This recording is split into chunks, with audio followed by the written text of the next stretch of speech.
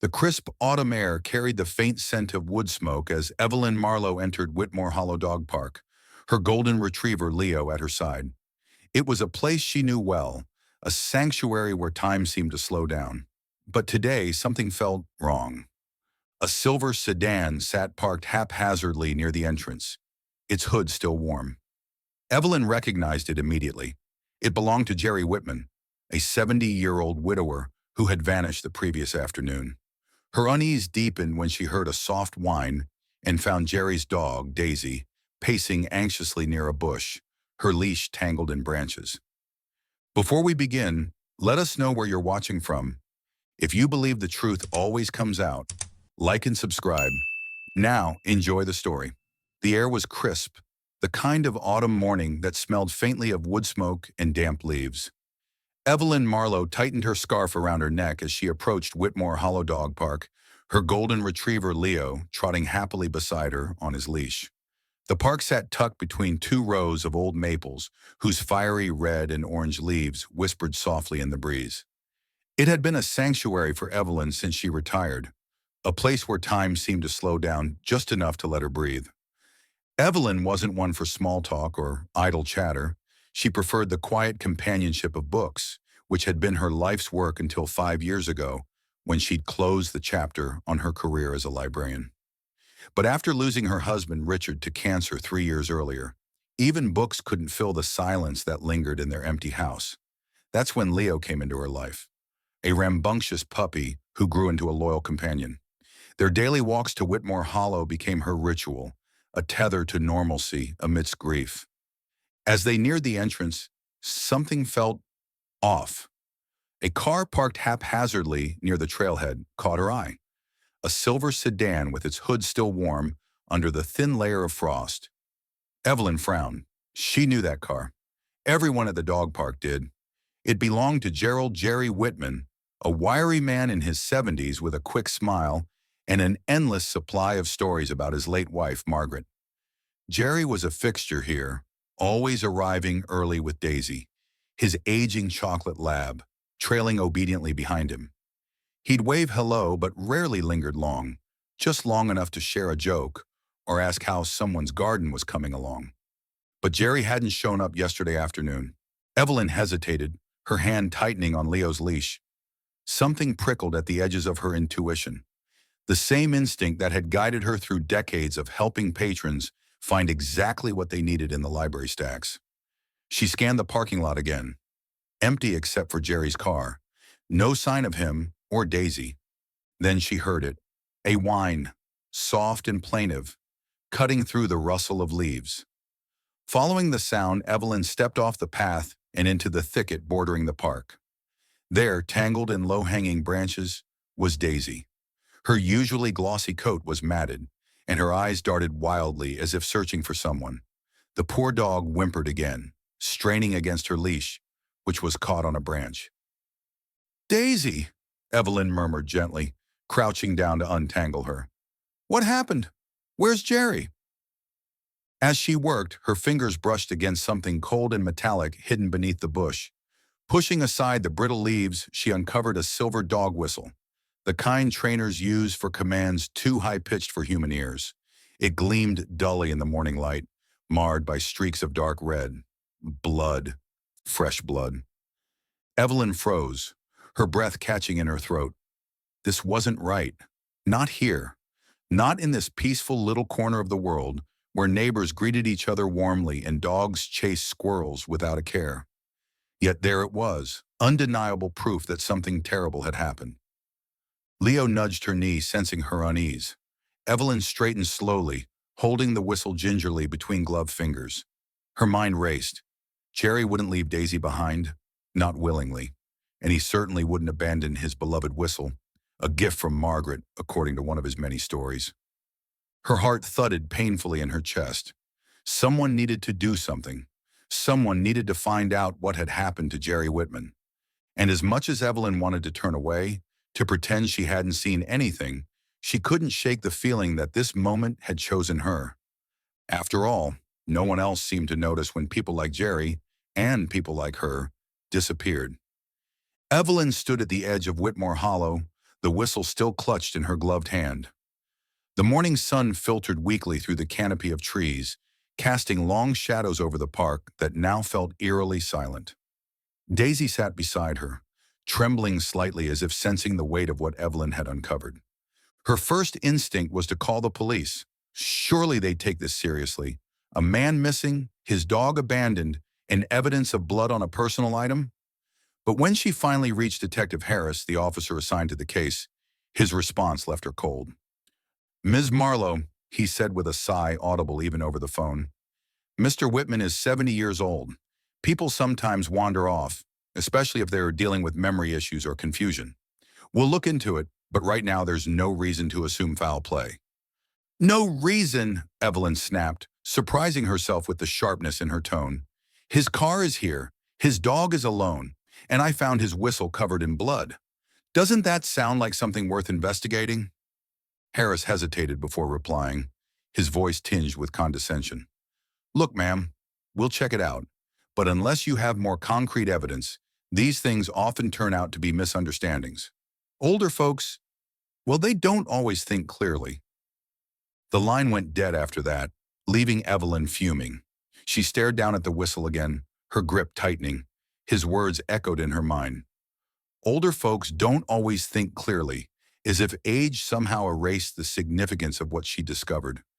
As if Jerry's disappearance didn't matter because he wasn't young anymore. But Evelyn knew better than anyone how easy it was for people to vanish without answers. Richard's death 3 years ago had been ruled natural causes, but there were questions she'd never been able to shake. Questions about why he'd gone for a walk one evening and collapsed near the riverbank, far from any path he usually took. Questions about the strange bruise on his temple that the coroner dismissed as unrelated. No one had pushed too hard for answers then either, least of all the police. She wouldn't let that happen again. That afternoon, Evelyn returned home with Leo and Daisy in tow. The chocolate lab had calmed somewhat after Evelyn fed her scraps of leftover chicken and gave her water, but her mournful eyes followed Evelyn everywhere. Determined to act, Evelyn sat at her kitchen table with a notepad, the same kind she used to jot down book recommendations for library patrons, and began making lists. What do I know? Jerry disappeared sometime yesterday afternoon. His car was left behind, suggesting he intended to return shortly. Daisy was found tied up near the bush where the whistle was hidden. The whistle has fresh blood on it. What don't I know? Where did Jerry go? Who or what caused the blood on the whistle? Why would someone take Jerry and leave Daisy behind? Her pen hovered over the paper. There were too many unknowns, but one thing was certain. Jerry wouldn't just wander off. He was meticulous, almost obsessive, about routine. Every morning at 8:30 a.m., he walked Daisy to the park. Every evening at 6 p.m., he watered his roses. If anything disrupted that pattern, it wasn't voluntary. The next day, Evelyn decided to retrace Jerry's steps. She started at the dog park, walking slowly along the trails while keeping an eye out for anything unusual. Leo sniffed enthusiastically, occasionally stopping to dig at patches of disturbed earth. At one point, he growled softly and pawed at a cluster of bushes near the northern edge of the park. Evelyn knelt down and parted the branches, revealing a crumpled piece of fabric caught on a thorn. It looked like part of a jacket sleeve. Dark blue, faded but familiar. Her stomach clenched. This could belong to Jerry. She tucked the scrap into her coat pocket and continued searching. Eventually, she reached the outskirts of the park, where the trail narrowed and twisted toward a dense copse of trees known locally as Whitmore Gorge. Few ventured there. It was steep and overgrown, more wilderness than parkland. Still, Evelyn pressed forward, driven by a growing sense of unease. It was there, deep within the gorge, that she found the first real clue, a set of footprints leading away from the main trail. They were faint, partially obscured by fallen leaves, but unmistakably human. And they weren't alone. Scattered among them were smaller prints, paw marks, likely belonging to a large dog. Evelyn crouched to examine them closer, her breath quickening. These tracks were fresh, maybe from yesterday. Someone or something had come this way recently. As she stood, her gaze fell on another detail that sent chills down her spine.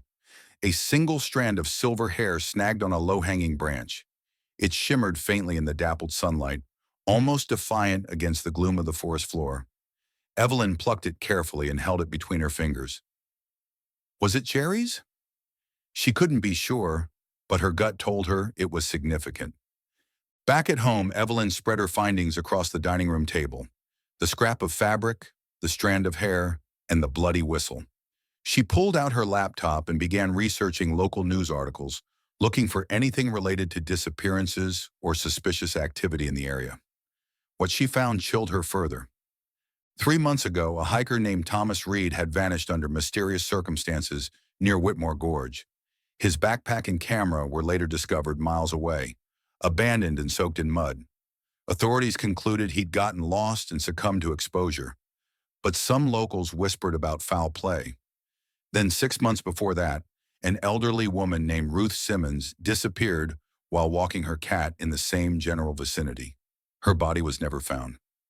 Evelyn leaned back in her chair, heart pounding. A pattern was emerging, one the police seemed unwilling to acknowledge. Were these cases connected? And if so, what role did Jerry play in it? That evening, as dusk settled over the quiet neighborhood, Evelyn made a decision. She couldn't rely on the authorities to solve this puzzle. If anyone was going to find Jerry, or uncover the truth, it would have to be her. After all, who would notice if an older woman started asking questions? Who would suspect her of piecing together fragments of a mystery others deemed insignificant? For the first time in years, Evelyn felt alive, not just surviving, but purposeful. She glanced at Leo, curled up by the fireplace, and Daisy dozing fitfully on the rug. Both dogs watched her with trusting eyes, unaware of the storm brewing inside her. Tomorrow she would visit Jerry's house. Maybe his home held clues the police overlooked. Maybe it held answers. Or maybe it held danger. The next morning, Evelyn woke early, her mind racing with questions about Jerry's disappearance and the unsettling discoveries she'd made in Whitmore Gorge. She dressed warmly, packed a thermos of tea, and loaded both Leo and Daisy into her Subaru. Her first stop was Jerry's modest Cape Cod-style home on Maple Lane, just a few blocks from the park. When Evelyn arrived, a young officer named Troy Benson was already there, leaning casually against his patrol car parked in front of the house. He looked up as she pulled into the driveway, his expression shifting from mild curiosity to thinly veiled annoyance. "Ms. Marlowe," he said, approaching her with an exaggerated sigh. "What brings you here?" "I wanted to see if I could help," Evelyn replied evenly, meeting his gaze without flinching. "I knew Jerry well. Maybe I can spot something unusual." Benson smirked, clearly underestimating her. "Look, ma'am, we've got this covered. You don't need to worry yourself with police work. Leave it to the professionals." Evelyn bristled but kept her tone calm. "Officer Benson, I'm not trying to interfere, but I found his dog and his whistle. Doesn't that give me some stake in this?" He hesitated, then shrugged dismissively. "Fine, go ahead. Just don't touch anything important." With that, he turned back toward his car, muttering something about senior sleuthing under his breath. Evelyn ignored him, focusing instead on the task at hand. As she stepped inside Jerry's home, invited by Detective Harris earlier that day, she felt a pang of sadness. The house was tidy but carried the faint air of neglect, as though Jerry had been too preoccupied lately to keep up with dusting or repairs. Framed photos of him and Margaret lined the mantelpiece, their smiles frozen in time. She began her search methodically, starting in the living room. On a cluttered desk near the window, she discovered stacks of old maps, yellowed newspaper clippings, and handwritten notes scrawled in Jerry's neat cursive. One map caught her eye. It depicted the land around Whitmore Hollow, marked with red circles and arrows pointing to specific areas. Beneath it lay a journal entry dated just 2 weeks ago. "Found records today confirming what I suspected all along. This park wasn't always public land. It used to belong to Fairview Asylum. Shut down in '73 after abuse scandals broke. Patients disappeared, staff silenced. What happened here? Why does no one talk about it?" Evelyn's pulse quickened. Could Jerry have stumbled onto something bigger than he realized? She tucked the map and journal pages into her bag, resolving to look deeper later. As Evelyn prepared to leave, a sleek black sedan pulled into the driveway. Out stepped a woman in her late 40s, wearing oversized sunglasses and a tailored coat. Her resemblance to Jerry was undeniable, though her sharp features and guarded demeanor set her apart. You must be Linda, Evelyn said gently, stepping forward. Jerry's daughter. The woman nodded curtly. Yes, and you are? Evelyn Marlowe. I'm a friend of your father's. I've been helping look for him. Linda's lips tightened. Helping how? The police told me they're handling it. They are, Evelyn replied carefully, sensing the tension beneath Linda's words. But I thought maybe there was something here, something personal, that might explain why he disappeared. Linda hesitated, glancing at the house. Dad never talked much about his past, not even to me. After Mom died, she trailed off, her voice tinged with bitterness. Anyway, I came as soon as I heard. I haven't seen him in years, but she shook her head, visibly struggling to compose herself. Evelyn studied her closely. There was more to Linda's story, secrets she wasn't ready to share. But pressing her now would only make her defensive. Instead, Evelyn offered a small smile. If you remember anything that might help, please let me know. We need to find him. Linda nodded stiffly before brushing past her and disappearing into the house. Evelyn watched her go, troubled by the flicker of guilt she'd glimpsed in the younger woman's eyes. Later that afternoon, Evelyn returned to Whitmore Hollow, hoping to speak with other regulars who might have noticed something unusual. Near the entrance, she spotted Harold Temple, an elderly man with thinning gray hair and a slight stoop. Harold had once been a journalist, though his memory was spotty these days due to early-stage dementia. Still, his knack for storytelling remained intact. Harold, Evelyn called out, approaching him as he sat on a bench feeding peanuts to squirrels. Do you have a moment? Evelyn, Harold brightened, gesturing for her to sit. Of course, anything for you.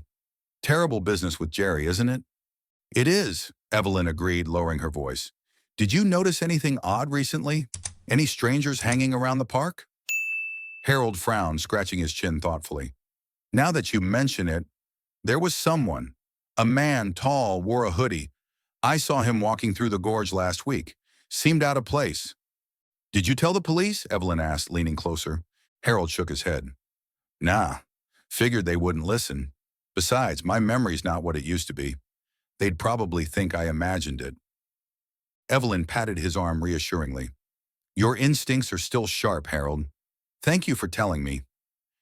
As she stood to leave, Harold added cryptically, You know, Evelyn, this isn't the first time someone's gone missing around here.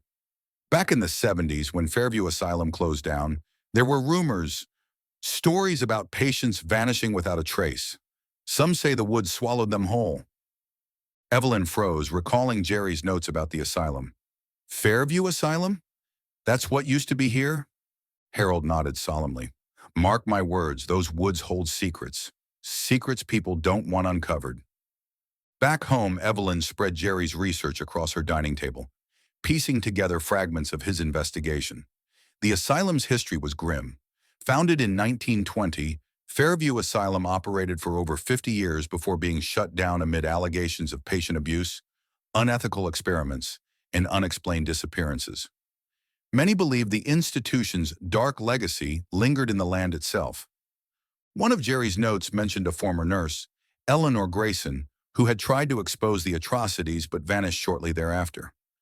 Another referenced tunnels rumored to run beneath the property, used to transport supplies, and perhaps hide evidence. Evelyn stared at the map again, tracing the red circles Jerry had drawn. Each mark corresponded to locations within Whitmore Gorge, or what remained of them. Was Jerry searching for proof of the asylum's crimes? Had he uncovered something dangerous? Her thoughts turned to Linda's evasive behavior and Harold's warnings. Whatever Jerry had found, it had put him in harm's way. And now, Evelyn feared, it might do the same to her. But she couldn't stop, not until she knew the truth. Evelyn sat at her dining room table late into the night, surrounded by Jerry's maps, notes, and clippings about Fairview Asylum. The house was quiet except for the soft ticking of the clock on the wall and the occasional rustle of papers as she sifted through the growing pile of evidence. Her mind buzzed with questions, each one more unsettling than the last. What had Jerry been chasing? And why did it feel like the answers were pulling her closer to something she wasn't ready to face? As she pored over a faded newspaper article from 1973 detailing the asylum's closure, her gaze landed on a name in the byline, Richard Marlowe. Evelyn's breath caught in her throat. She stared at the familiar handwriting beneath the headline, his handwriting, as if seeing a ghost. Her hands trembled as she pulled the clipping closer, reading every word. It was an investigative piece Richard had written early in his career, long before they'd met. He'd been just a young reporter then, eager to make a name for himself. The article described allegations of abuse and neglect at Fairview Asylum, quoting whistleblowers who claimed patients were subjected to inhumane treatment and experimental therapies that left them traumatized or worse. One whistleblower, a nurse named Eleanor Grayson, had vanished shortly after speaking to Richard, her disappearance never solved. Evelyn's heart pounded as memories flooded back. Richard had rarely spoken about his early days as a journalist, brushing off her curiosity with vague remarks about chasing dead ends. But now, staring at this article, she realized he'd been chasing far more than stories. He'd been chasing truths people didn't want unearthed. She remembered the day Richard died vividly, though she'd tried for years to bury the pain. He'd gone hiking alone near the riverbank, a place he often visited to clear his head. When he hadn't returned by nightfall, she called the police. They found him hours later, slumped against a tree, his face peaceful as if he'd simply fallen asleep. The coroner ruled it a heart attack, citing stress and high blood pressure as contributing factors. Evelyn had accepted their explanation. At least she thought she had. But now doubts crept in like shadows stretching across the room. Why had Richard chosen that particular trail? It wasn't one he frequented. It was isolated, overgrown, and difficult to navigate. And what about the bruise on his temple? The coroner had dismissed it as unrelated, but Evelyn couldn't shake the feeling that someone, or something, had been there with him. Her thoughts turned to the map spread out before her. Tracing the red circles Jerry had drawn, she noticed one marked near the exact spot where Richard had collapsed. Her stomach churned. Could his death have been connected to the asylum's secrets? Had he stumbled onto something dangerous, just as Jerry seemed to have done decades later? Evelyn rose from the table, pacing the room as fragments of conversations came rushing back. There had been moments when Richard hinted at unfinished business, cryptic comments about things better left buried. At the time, she'd chalked it up to writer's block or nostalgia for his reporting days. Now those words took on a darker meaning. She retrieved an old box from the attic, one she hadn't opened since Richard's funeral. Inside were notebooks, photographs, and other mementos from his life before they'd met. Flipping through the pages of his journal, she found entries dated around the time of the asylum investigation. His tone was urgent, almost frantic. "They're watching me. I don't know who they are, but someone doesn't want these stories told. Eleanor warned me. It's bigger than we thought. If anything happens to me, look for the tunnels." Tunnels. The word sent a shiver down her spine. She remembered Harold mentioning them earlier, the hidden passageways rumored to run beneath the asylum grounds. Were they real? And if so, what secrets did they hold? Determined to learn more, Evelyn decided to confront Linda Marks again. Jerry's estranged daughter might not have known much about her father's recent activities, but Evelyn suspected she knew more about the family's history than she let on. The next morning, Evelyn drove to Linda's hotel, a modest chain establishment on the outskirts of town. Linda answered the door looking disheveled, dark circles under her eyes betraying sleepless nights. "Evelyn," she said, surprised, "what brings you here?" "I need to talk to you," Evelyn replied firmly, "about your father and mine." Linda hesitated, then stepped aside to let her in. Once seated, Evelyn laid out what she'd discovered: Jerry's research, the asylum's history, and Richard's connection to the story. Linda listened silently, her expression unreadable. When Evelyn finished, she sighed heavily. "You're right. Dad never stopped digging into Fairview. He became obsessed after Mom died. He said uncovering the truth would be his legacy. But," she paused, rubbing her temples, "he wasn't the only one. My grandfather worked at the asylum as a groundskeeper. That's how Dad learned about it." Evelyn leaned forward. "Your grandfather. Did he ever mention anything unusual? Tunnels, maybe?" Linda nodded slowly. "Yes. He used to tell me stories about underground passages leading to the woods. Said they were sealed off after the asylum closed, but some people believed they weren't completely blocked." And your father? Evelyn pressed. Do you think he found them? Linda shook her head, tears welling in her eyes. I don't know. All I know is he called me 2 weeks ago, sounding scared. Said he'd uncovered something big but wouldn't tell me what. Then he stopped answering my calls. Evelyn reached out, placing a comforting hand on Linda's arm. We'll find him. Whatever happened, we'll get to the bottom of it. Back home, Evelyn stared at the map once more, her mind racing. The pieces were starting to fit together, but the picture they formed was grim. Fairview Asylum's dark past wasn't confined to history books. It was alive, lurking beneath the surface of Whitmore Hollow. Richard had chased its secrets, and now Jerry had followed in his footsteps. Both men had paid a price for seeking the truth. Evelyn felt the weight of responsibility settling over her shoulders. She couldn't undo what had happened to Richard or Jerry, but she could honor their efforts by finishing what they started, even if it meant risking everything. As she gazed out the window at the quiet neighborhood bathed in moonlight, she whispered softly, almost to herself, "The past isn't buried. Not yet." The next morning, Evelyn returned to Jerry's house, this time with a sense of purpose that bordered on desperation. She couldn't shake the image of Richard's journal entries or the chilling parallels between his investigation and Jerry's. Whatever secrets Fairview Asylum held, they were intertwined with both men's fates, and possibly her own. Linda had reluctantly agreed to meet her there, though she seemed uneasy about revisiting her father's home. I haven't been here since Mom died, she admitted as they stood in the doorway. It feels wrong. Evelyn nodded sympathetically but didn't hesitate. We need answers, Linda, for your dad and for mine.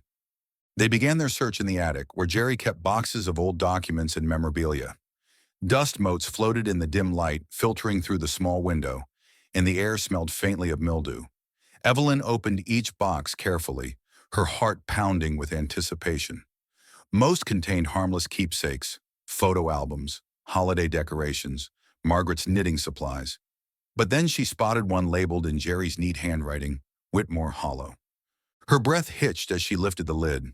Inside were stacks of yellowed papers tied with string, brittle newspaper clippings, and a single cassette tape tucked into a plastic sleeve. The label on the tape read, Dr. Leonard, Confession. Evelyn spread the contents of the box across the floor, her hands trembling as she examined each item. Among the papers were patient files from Fairview Asylum, their names redacted, but details horrifyingly clear. One file described a young woman subjected to electroshock therapy without consent. Another documented a man who vanished after being placed in solitary confinement for weeks. Notes scribbled in the margins suggested these records had been smuggled out by whistleblowers, perhaps even Eleanor Grayson, the nurse Richard had interviewed.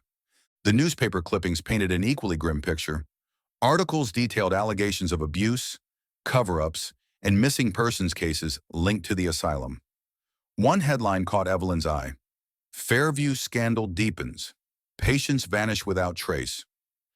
Beneath it was a grainy photograph of Dr. Arthur Leonard, the asylum's director during its final years. His cold, unsmiling face sent a chill down her spine. Linda knelt beside her, scanning the documents with growing unease. This is insane, she whispered. How did Dad get all this? He must have been piecing together the asylum's history, Evelyn replied, her voice tight with emotion. But why would he risk so much? And what does Dr. Leonard's confession have to do with any of it? Evelyn picked up the cassette tape, turning it over in her hands. It looked ordinary enough, but the weight of its contents pressed heavily on her chest.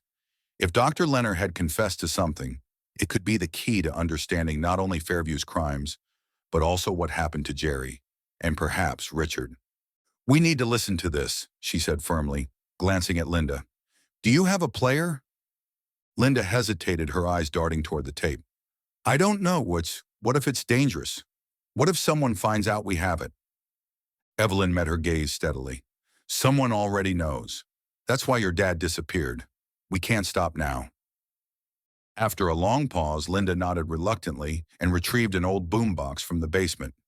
They set it up on a nearby table, the static hum filling the room as Evelyn inserted the tape. Her finger hovered over the play button, her pulse racing. Finally, she pressed it. A low, gravelly voice crackled through the speakers, distorted by age and poor recording quality. Dr. Leonard's words were slow and deliberate, tinged with regret, or was it fear? If anyone is listening to this, I assume I am already dead. What I am about to reveal will ensure no one mourns my passing.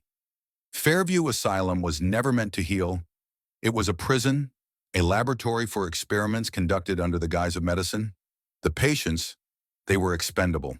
Their disappearances were staged, their bodies disposed of in ways that ensured no trace remained. Some were buried beneath the grounds, others were taken deeper, to the tunnels. Evelyn's blood ran cold. Beside her, Linda let out a soft gasp. The recording continued, detailing atrocities Evelyn could scarcely comprehend. Forced surgeries, psychological torture, and human experimentation carried out in secret chambers hidden within the asylum's walls. Toward the end, Leonard's tone grew frantic. There are those who still protect the truth. Powerful people who funded our work and continue to profit from silence. If you seek justice, beware. They will stop at nothing to keep the past buried. Destroy this tape when you are done. Trust no one. The message ended abruptly, leaving only static in its wake. Evelyn sat frozen, her mind reeling. The implications were staggering. Whoever had orchestrated Fairview's horrors hadn't simply walked away. They'd covered their tracks meticulously, ensuring the truth stayed locked away in the shadows. Linda broke the silence first, her voice barely above a whisper. What does this mean? Who are they? I don't know, Evelyn admitted, her thoughts spinning. But whoever they are, they're still out there. And they've been watching us. She glanced at the map again, tracing the red circles Jerry had drawn. Each mark corresponded to locations near Whitmore Gorge. The woods, the riverbank, the tunnels. Suddenly, everything clicked into place. Jerry hadn't just been researching the asylum. He'd been searching for the tunnels. He believed they held the evidence needed to expose the conspiracy. And now Evelyn realized she had to finish what he started. The weight of Dr. Leonard's confession lingered in the air long after the tape ended. Evelyn sat motionless, her hands gripping the edge of the table as she processed the chilling details. Unmarked graves, experimental treatments gone wrong, a conspiracy that spanned decades and reached into the highest echelons of power. It was more than a mystery. It was a nightmare. Her gaze fell on the map again, Jerry's red circles now taking on a sinister significance. Each mark wasn't just a random location, it was a potential gravesite. Somewhere in Whitmore Gorge, beneath layers of earth and time, lay the bodies of those who had been silenced forever. And if Evelyn's instincts were correct, Jerry had found one of them. Evelyn studied the map intently, cross-referencing it with the patient files and newspaper clippings. One circle stood out, a spot near the northern edge of the gorge, close to where she'd discovered the footprints in Silver Hairstrand. She remembered Harold Temple mentioning rumors of disappearances tied to that area. Could it be where Jerry had uncovered evidence? Linda, Evelyn said suddenly, breaking the silence. Did your father ever mention finding anything unusual? Bones, maybe? Or something else? Linda frowned, thinking back. Not exactly, but he did call me once, excited about digging up the truth. He said he'd found proof, something undeniable, but wouldn't tell me what. I thought he was being dramatic. Evelyn nodded grimly. He wasn't. Whatever he found, it scared him enough to go quiet, and now he's gone. She pointed to the marked spot on the map. This is where we need to look. If Jerry found a grave, this is probably where it is. That afternoon, armed with flashlights, gloves, and a small trowel, Evelyn and Linda ventured into Whitmore Gorge. The dense canopy above blocked most of the sunlight, casting the forest floor in perpetual twilight. Fallen leaves crunched underfoot as they followed the trail toward the marked location. Leo trotted ahead, his nose twitching as he sniffed the ground, while Daisy trailed behind, her tail tucked low. As they approached the area, Evelyn noticed subtle signs of recent disturbance. Broken branches, flattened vegetation, and patches of earth that looked freshly turned. Her stomach tightened.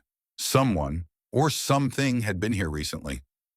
This is it, she murmured, stopping near a cluster of moss-covered rocks. She knelt down and began brushing away leaves, revealing loose soil beneath. Linda joined her, her hands trembling as she dug alongside Evelyn. It didn't take long to uncover the first clue, a fragment of fabric protruding from the dirt. Evelyn carefully unearthed it, holding it up for inspection. It was part of a hospital gown, faded but unmistakable. Nearby, they found fragments of bone, brittle and yellowed with age. "Oh, God," Linda whispered, covering her mouth with her hand. Tears welled in her eyes as the reality sank in. Dad really did find one of the graves. Evelyn nodded solemnly, her mind racing. This wasn't just a burial site. It was evidence of systematic erasure, a desperate attempt to bury the truth along with the victims. But why had Jerry come here alone? And why hadn't he reported his discovery? As they continued digging, Evelyn spotted another object half buried in the soil, a tarnished silver locket. She picked it up gently, opening it to reveal a black and white photograph of a young woman inside. On the back was an inscription, "To Eleanor with love."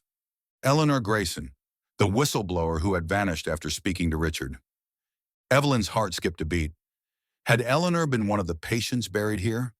Was this her final resting place, hidden away to ensure her story never came to light? She glanced around the clearing, her unease growing. The gorge felt eerily silent, as though the woods themselves were holding their breath. Then she noticed something that made her blood run cold. Boot prints pressed into the soft earth nearby. They weren't old. They were fresh. Someone else knew about this site, and they were watching. Evelyn quickly covered the disturbed soil, erasing any sign of their excavation. "We need to leave," she whispered urgently to Linda. "Now." "But what about Dad?" Linda protested, panic rising in her voice. "We can't just—" "We won't help him if we get caught," Evelyn interrupted, her tone firm. "Whoever buried these people isn't going to let us walk away with answers. Not yet." They hurried back to the trail, glancing over their shoulders every few steps. As they emerged from the gorge, Evelyn couldn't shake the feeling that eyes were following them. The shadows seemed darker, the trees closer together. Even Leo seemed uneasy, his ears perked and his tail stiff. Back at Evelyn's house, they spread out the items they'd recovered: the locket, the hospital gown fragment, and photographs of the gravesite. Evelyn stared at the map again, tracing the other red circles. There were more graves out there, and possibly more clues. But one thing was certain: whoever had orchestrated Fairview's horrors was still protecting their secrets. And Evelyn and Linda were now targets. Evelyn's house had always been a sanctuary, a quiet refuge where she could retreat from the world and lose herself in books or memories of Richard. But now it felt like a target.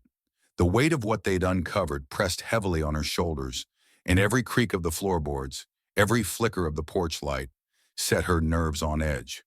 She'd taken precautions after returning from Whitmore Gorge, locking all doors and windows, pulling the curtains tight, even moving Jerry's research materials into a secure box tucked beneath her bed. Yet no amount of preparation could quell the gnawing sense that danger was closing in. It happened just after midnight. Evelyn had been unable to sleep, pacing the living room with Leo at her side while replaying the day's discoveries in her mind. The locket sat on the coffee table, its tarnished surface catching the faint glow of the moonlight streaming through the blinds. She picked it up absently, staring at Eleanor Grayson's face, when a loud crash shattered the silence. Leo bolted upright, barking furiously as Evelyn spun toward the noise. It came from the kitchen, an unmistakable sound of glass breaking. Her heart raced as she grabbed the flashlight from the end table and crept cautiously down the hallway. Leo close behind her. The back door hung open, its lock broken, and shards of glass littered the floor where the window pane had been smashed. A shadow moved inside the kitchen, rifling through drawers and cabinets with frantic urgency. Evelyn froze, clutching the flashlight like a weapon. But before she could react, another figure appeared in the doorway: Harold Temple. "Evelyn!" Harold hissed, his voice trembling. "I saw someone sneaking around your house and came to check. I didn't mean to—" Before he could finish, the intruder lunged at him, shoving him roughly against the wall. In the dim light, Evelyn caught a glimpse of their face, hooded, masked, and menacing. The stranger ignored her completely, focusing instead on Harold, who struggled weakly in their grip. "Where is it?" the intruder growled, shaking Harold violently. "Where's the tape?" Evelyn acted without thinking. Swinging the flashlight with all her strength, She struck the intruder squarely on the shoulder. They grunted in pain, releasing Harold long enough for him to stumble away. Seizing the moment, Evelyn shouted, "Leo, stay!" The golden retriever barked ferociously, charging forward to block the intruder's path. Startled, the figure hesitated and then bolted out the back door, disappearing into the night. Evelyn rushed to Harold's side, helping him sit upright. His glasses were askew, and a thin trail of blood trickled from a cut on his forehead where he'd hit the wall. Despite his injuries, he managed a shaky smile. "I'm fine," he insisted, though his voice wavered, "just a bit rattled." "What were you doing here so late?" Evelyn asked, guilt mingling with gratitude. "You shouldn't have come alone." "I saw the lights on and thought something might be wrong," Harold admitted, "and I remembered something important about those tunnels. I wanted to tell you." Evelyn's stomach tightened. "What tunnels?" But before Harold could answer, her gaze fell on the dining room table, or rather, what was missing from it. The cassette tape containing Dr. Leonard's confession was gone. The police arrived shortly afterward, summoned by Evelyn's panicked call. Officer Troy Benson took one look at the broken window and sighed dramatically.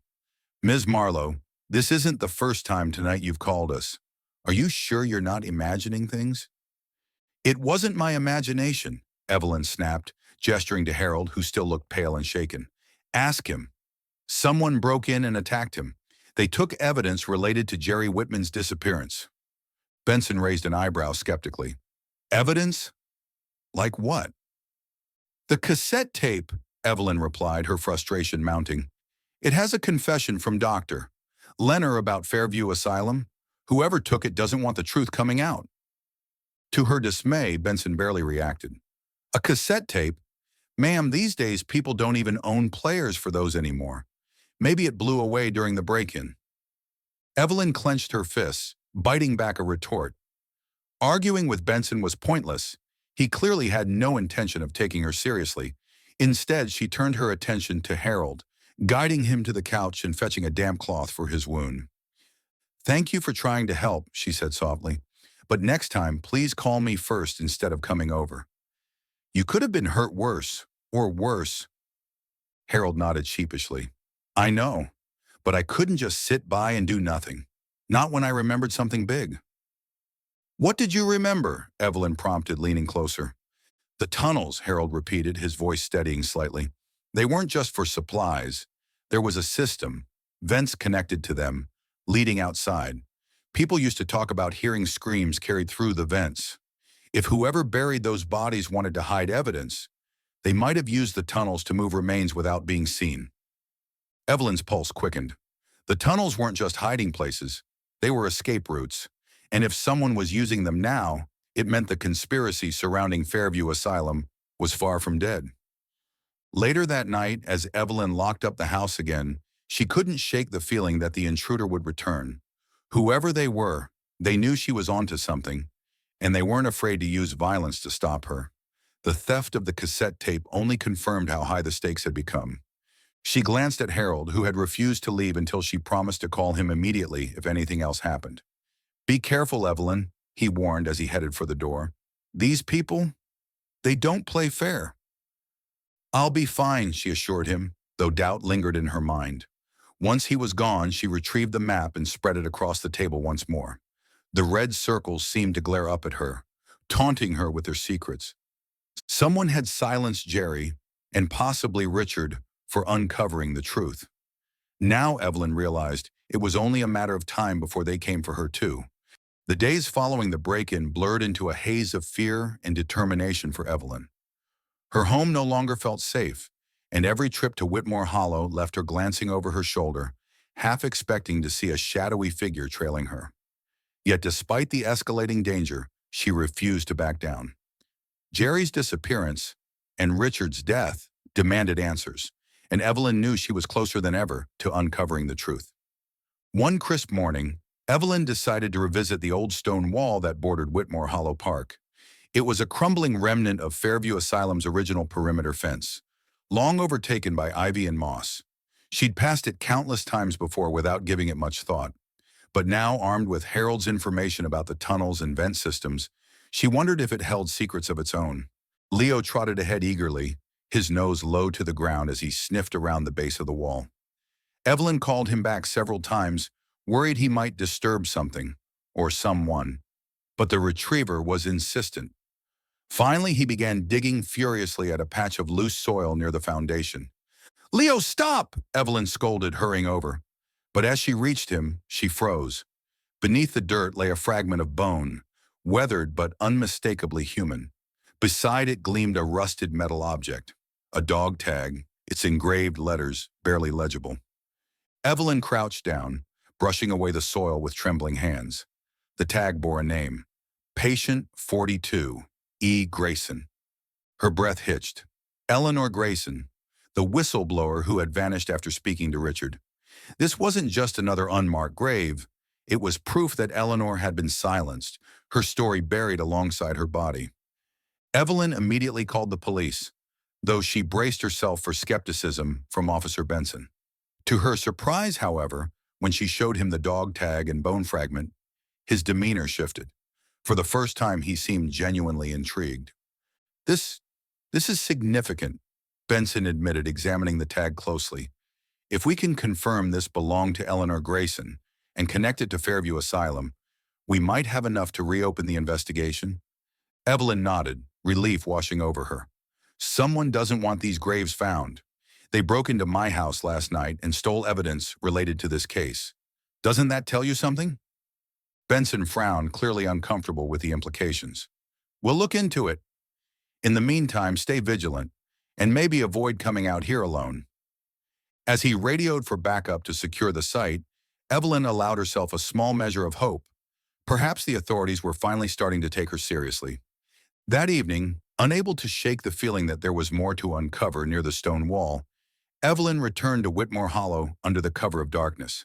She told herself it was reckless, but the urgency gnawing at her wouldn't let her rest.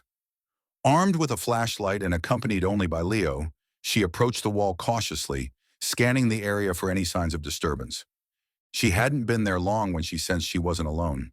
The hairs on the back of her neck stood on end, and Leo growled softly, his ears perked. Slowly she turned, sweeping the beam of her flashlight across the trees.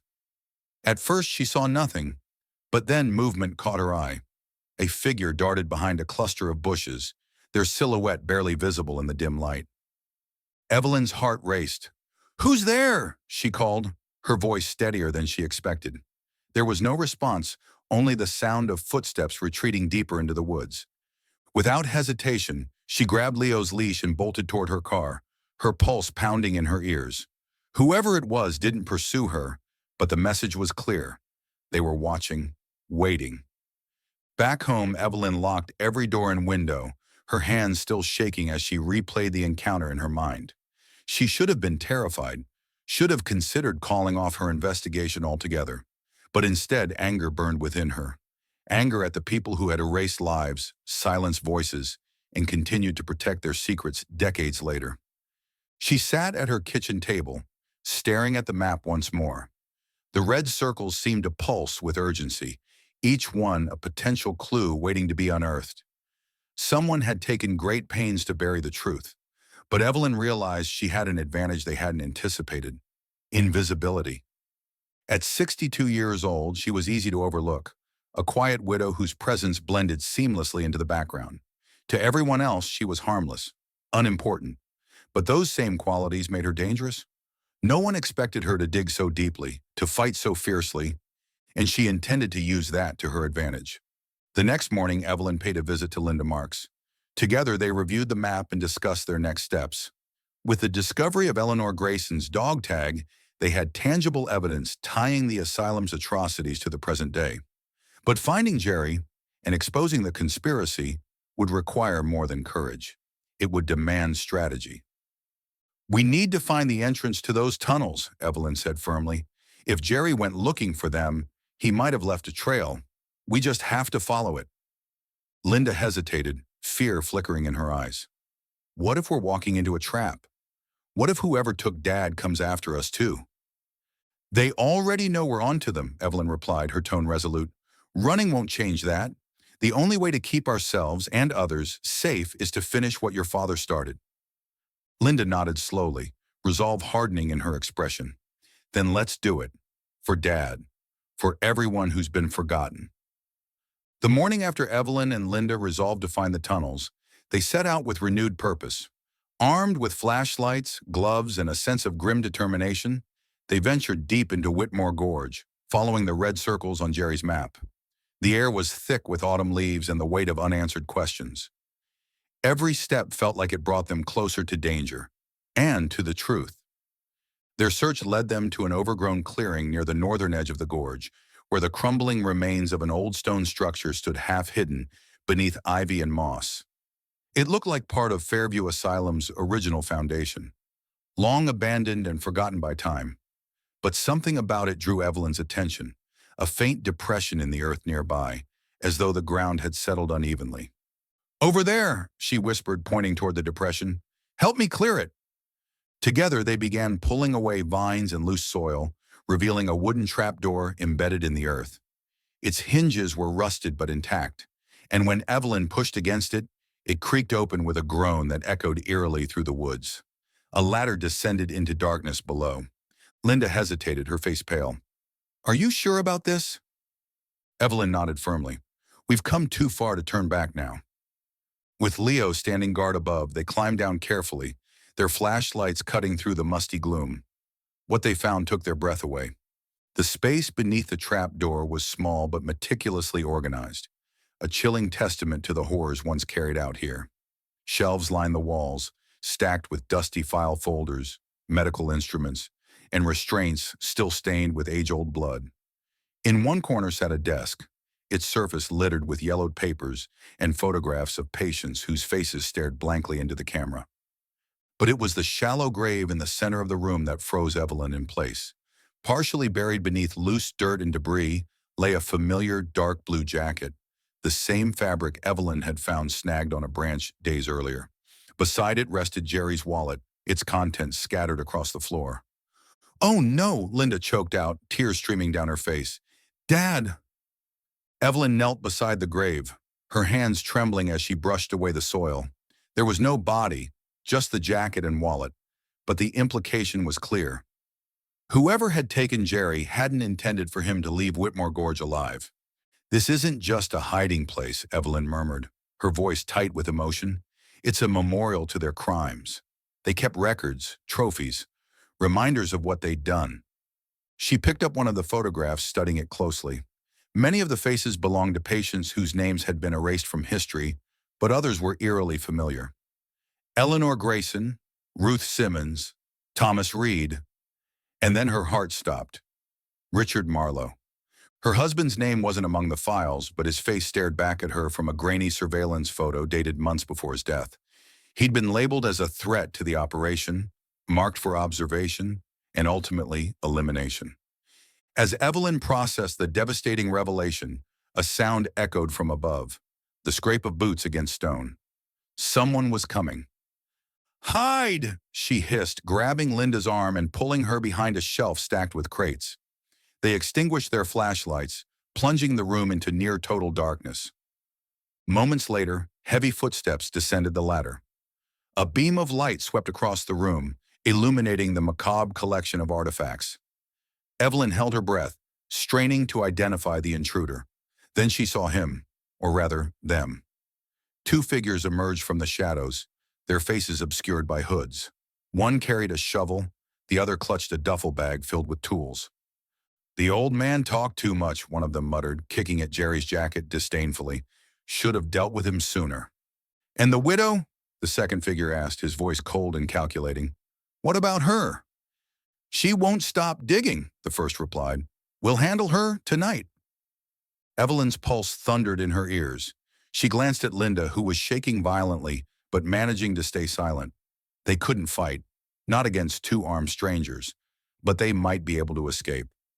When the intruders turned their backs to retrieve something from the duffel bag, Evelyn seized the opportunity. She gestured silently to Linda, and together they crept toward the ladder. Their movements were slow and deliberate, every step threatening to betray them. Just as they reached the base of the ladder, one of the figures paused, sensing movement. "Wait," he said sharply, turning back toward the shelves.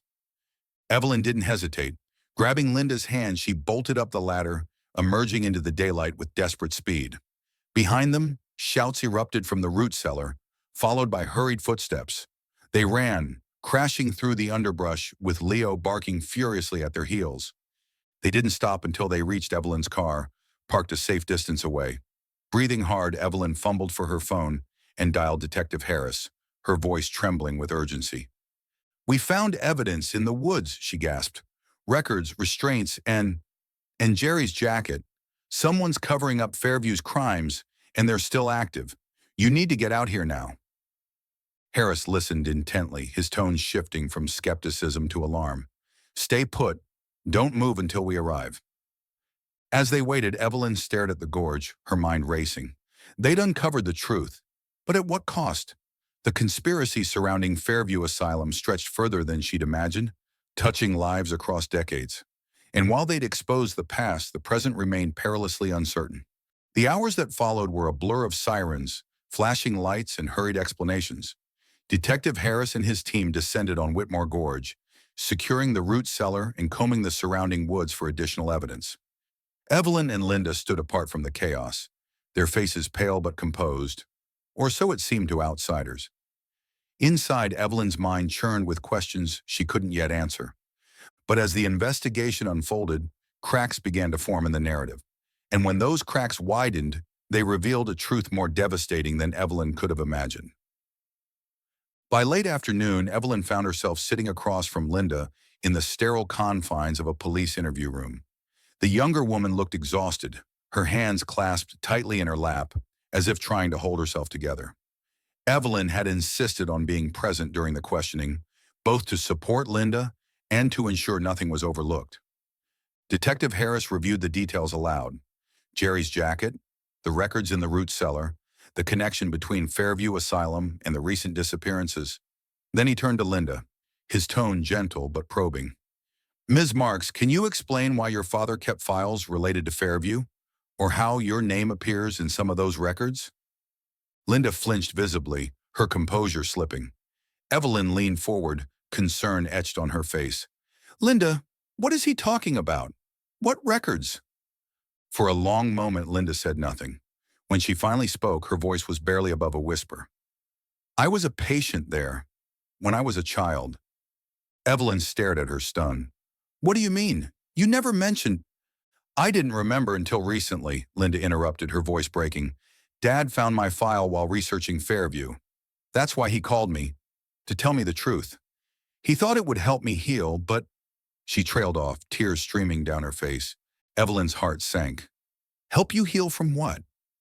"From what they did to me," Linda choked out. "I was misdiagnosed, labeled as unruly because I cried too much after my mother died. They locked me up, drugged me, experimented on me. When the asylum closed, I was adopted by a family who didn't know where I came from. Dad tracked them down years later and took custody of me, but he never told me everything. Not until now." Her words hung heavy in the air, filling the room with a suffocating silence. Evelyn struggled to process the revelation. Linda hadn't just been Jerry's daughter. She'd been one of Fairview's victims, a survivor carrying scars far deeper than anyone had realized. Harris pressed further, his tone sharpening. "And what about your father's disappearance? Did he confront you about these records?" Linda nodded, her shoulders shaking. "He came to my hotel the night before he vanished. He showed me the file, explained how Dr. Lenner, the same man who ran the asylum, was connected to our family. He wanted me to understand, to forgive him for not telling me sooner, but I lost control." Her confession came in fragments, each word heavier than the last. "We argued. I was angry, not just at him, but at everything. At the lies, the pain, the life I'd lost. I shoved him and he fell, hit his head on the edge of the table. He wasn't moving, and I panicked. I didn't know what to do, so I hit him." Evelyn felt the floor drop out from beneath her. "Where?" she whispered, though part of her already knew the answer. "In the tunnels," Linda admitted, her voice hollow. "There's an access point near the stone wall. I thought no one would find him there. I thought I could make it all go away." As the full weight of Linda's confession settled over them, Evelyn's anger warred with pity. This wasn't the cold-blooded killer she'd imagined. It was a broken woman driven by fear and trauma. Jerry's death hadn't been premeditated or malicious. It had been a tragic accident born of unresolved pain. But understanding didn't erase the consequences. Linda would face charges for concealing evidence and tampering with a crime scene, even if her actions weren't intentional. The legal system wouldn't see her as a victim. It would see her as complicit. Evelyn reached across the table, placing a hand over Linda's trembling fingers. "You need to tell them everything," she urged softly. "Not just about Jerry, but about Fairview, about what happened to you. It's time to bring all of it into the light." Linda met her gaze, her eyes filled with shame and sorrow. "Will it matter? Will anyone care?" "It has to," Evelyn replied firmly. "Your father gave his life trying to expose the truth. Don't let his sacrifice, or yours, be in vain." In the weeks that followed, the story of Fairview Asylum dominated headlines. The discovery of the root cellar, combined with Linda's testimony, reignited public interest in the decades-old scandal. Former patients came forward, sharing their stories of abuse and neglect. Powerful figures implicated in the cover-up were investigated, their secrets dragged into the open. Linda pled guilty to manslaughter and obstruction of justice, receiving a reduced sentence due to mitigating circumstances. Though she faced prison time, her cooperation helped dismantle the conspiracy that had silenced so many voices, including Eleanor Grayson's. Her bravery in confronting her past became a symbol of resilience, inspiring others to seek justice for themselves. For Evelyn, the resolution brought a mix of emotions. She mourned Jerry, whose kindness and curiosity had cost him his life. She grieved Richard, whose untimely death now made sense in the context of Fairview's crimes. But she also felt a measure of peace, knowing that their efforts hadn't been in vain. One crisp autumn morning, Evelyn returned to Whitmore Hollow with Leo. The park was quiet, its trails lined with golden leaves and memories of those who had walked them before. She paused near the old stone wall, placing a bouquet of wildflowers at its base. "Thank you," she whispered, her voice steady despite the lump in her throat, "for showing me that the past isn't buried, not until we're ready to face it." Leo nudged her gently, and together they walked on, leaving the shadows behind. The weeks following the revelation about Fairview Asylum brought both reckoning and reflection to the quiet New England town. For Evelyn, the process of healing was slow and deliberate, like stitching together a quilt from torn fragments. Each piece, Jerry's kindness, Richard's sacrifice, Linda's pain, came with its own weight, but she refused to let any of it remain buried. Evelyn met with Officer Troy Benson one final time at the police station, this time not as an amateur sleuth seeking validation, but as someone who had seen the full scope of the tragedy. She handed him a folder containing all the evidence they'd uncovered. Jerry's notes, the patient files, Dr. Leonard's confession, which Harold had secretly copied before the original tape was stolen, and photographs of the root cellar. "This is everything," she said firmly, meeting his gaze. "But I need you to understand something. Linda Marks isn't just a suspect. She's a victim too." Benson frowned, flipping through the documents. "You're asking me to go easy on her?" "No," Evelyn replied, her voice steady. "I'm asking you to see her clearly. The system failed her when she was a child. It locked her up, drugged her, experimented on her. And now, decades later, it's failing her again by reducing her life to one mistake. Jerry wouldn't want vengeance. He'd want justice. Real justice." Benson hesitated, then nodded slowly. "I'll do what I can, but the courts will have the final say." "That's all I ask," Evelyn said softly. "Sometimes compassion is the hardest kind of justice to deliver." A few days later, the town gathered in Whitmore Hollow for a small memorial service honoring Jerry Whitman. Neighbors, friends, and even strangers came to pay their respects, drawn by the stories of his curiosity, generosity, and unwavering belief in truth. The park was adorned with flowers, candles, and handwritten notes tied to tree branches swaying gently in the autumn breeze. Evelyn stood near the podium, clutching Daisy's leash as the dog sat quietly beside her. When it was her turn to speak, she stepped forward, her voice wavering but resolute. "Jerry wasn't just a man who loved dogs or told great stories," she began, glancing around at the somber faces. He was someone who believed in fairness, in uncovering what others tried to hide. He didn't deserve what happened to him. None of us do. But because of him, and because of everyone brave enough to keep digging, we've started to shine a light on the darkness that's lingered here for far too long. Her words hung in the air, mingling with the rustle of leaves and distant barks of dogs playing nearby. As the ceremony ended, several attendees approached Evelyn, thanking her for her role in bringing the truth to light. She accepted their gratitude humbly, knowing it belonged not just to her, but to Jerry, Richard, and every person whose voice had been silenced. In the days after the memorial, the park was temporarily closed while authorities conducted a thorough investigation into the possibility of mass graves. Ground-penetrating radar scans revealed anomalies beneath the soil, confirming suspicions that more bodies lay hidden within the gorge. Archaeologists and forensic teams moved in, working carefully to exhume remains and piece together identities. Harold Temple visited Evelyn shortly after the closure, his memory clearer than usual. "They found Eleanor," he said quietly, handing her a newspaper clipping. "Her body matched the description in the records.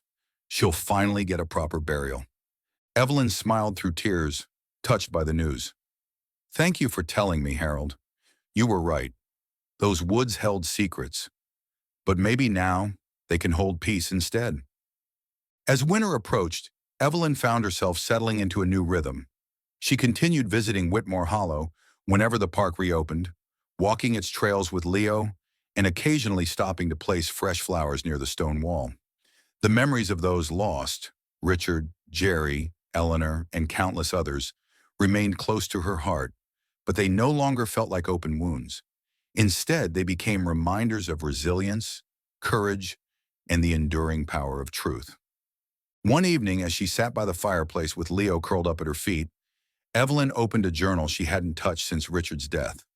On the first blank page, she wrote, "To those who vanished without a trace, and to those who refused to let them be forgotten." She closed the book, feeling a quiet sense of purpose settle over her. The past wasn't buried, not anymore, and neither was she.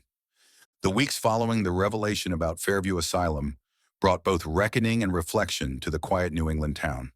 For Evelyn, the process of healing was slow and deliberate, like stitching together a quilt from torn fragments. Each piece, Jerry's kindness, Richard's sacrifice, Linda's pain, came with its own weight, but she refused to let any of it remain buried. Evelyn met with Officer Troy Benson one final time at the police station, this time not as an amateur sleuth seeking validation, but as someone who had seen the full scope of the tragedy. She handed him a folder containing all the evidence they'd uncovered. Jerry's notes, the patient files, Dr. Leonard's confession, which Harold had secretly copied before the original tape was stolen, and photographs of the root cellar. "This is everything," she said firmly, meeting his gaze. "But I need you to understand something. Linda Marks isn't just a suspect. She's a victim too." Benson frowned, flipping through the documents. "You're asking me to go easy on her?" "No," Evelyn replied, her voice steady. "I'm asking you to see her clearly. The system failed her when she was a child. It locked her up, drugged her, experimented on her, and now, decades later, it's failing her again by reducing her life to one mistake. Jerry wouldn't want vengeance. He'd want justice. Real justice." Benson hesitated, then nodded slowly. "I'll do what I can, but the courts will have the final say." "That's all I ask," Evelyn said softly. "Sometimes compassion is the hardest kind of justice to deliver." That night, Evelyn sat alone in her living room, surrounded by the remnants of the case. On the coffee table lay Richard's old notebook, its pages filled with his meticulous handwriting. She opened it again, tracing her fingers over the words he'd written decades ago. His investigation into Fairview Asylum hadn't been idle curiosity. It had been a mission. He'd been chasing the same truth that had consumed Jerry, and eventually her. Her eyes welled with tears as realization washed over her. Richard hadn't died because of bad luck or a weak heart. He had been silenced because he was close to exposing the conspiracy. The bruise on his temple wasn't incidental. It was proof that someone had stopped him from telling the world what he knew.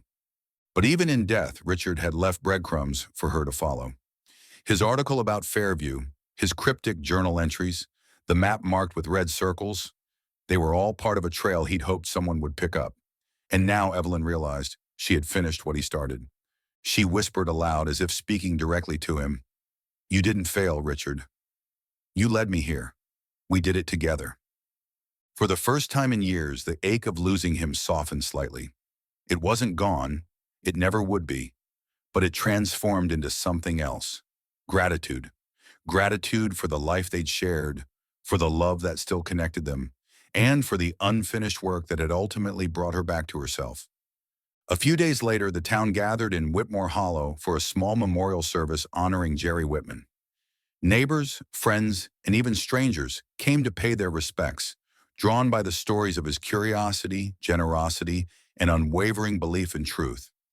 The park was adorned with flowers, candles, and handwritten notes tied to tree branches, swaying gently in the autumn breeze. Evelyn stood near the podium, clutching Daisy's leash as the dog sat quietly beside her. When it was her turn to speak, she stepped forward, her voice wavering but resolute. "Jerry wasn't just a man who loved dogs or told great stories," she began, glancing around at the somber faces. "He was someone who believed in fairness, in uncovering what others tried to hide. He didn't deserve what happened to him. None of us do. But because of him, and because of everyone brave enough to keep digging, we've started to shine a light on the darkness that's lingered here for far too long." Her gaze drifted to the woods beyond the clearing, where the root cellar had been discovered. "Jerry followed the truth until it cost him everything. So did my husband, Richard, and so many others whose names we may never know. They deserve to be remembered, not as victims, but as heroes who refused to let injustice win." As the ceremony ended, several attendees approached Evelyn, thanking her for her role in bringing the truth to light. She accepted their gratitude humbly, knowing it belonged not just to her, but to Jerry, Richard, and every person whose voice had been silenced. In the months that followed, the park underwent significant changes. Authorities confirmed the presence of multiple unmarked graves within the gorge, and archaeologists worked tirelessly to identify the remains. Among them was Eleanor Grayson, whose locket Evelyn kept safely tucked away as a reminder of how far they'd come. When Whitmore Hollow reopened, it bore a new plaque near the entrance, a tribute to those who had been lost and those who had fought to bring their stories to light. The inscription read, "In memory of the forgotten, may their voices echo forever." Evelyn attended the rededication ceremony, standing quietly beside Leo as townspeople laid flowers at the base of the plaque. As she watched, she felt a profound sense of peace settle over her. The land that had once hidden so much suffering was now a place of remembrance and healing. That evening, Evelyn returned home and retrieved Richard's notebook from the shelf. She flipped to the last page, where he had scrawled a single line in bold letters. "The past isn't dead. It isn't even past." She smiled faintly, closing the book and setting it aside. Richard had always understood the importance of confronting history head-on. And though he hadn't lived to see the full impact of his efforts, Evelyn knew he would have been proud of what she'd accomplished. Sitting by the fire with Leo curled up at her feet, Evelyn picked up a pen and began writing in her own journal. Her first entry captured the essence of everything she'd learned, not just about Fairview Asylum, but about grief, resilience, and the enduring power of truth. "To those who vanished without a trace," she wrote, "and to those who refused to let them be forgotten, to Richard, who showed me the way, and to Jerry, who reminded me why it mattered, to myself for finding closure, not just for them, but for me." She closed the journal feeling lighter than she had in years. The past wasn't buried, not anymore, and neither was she.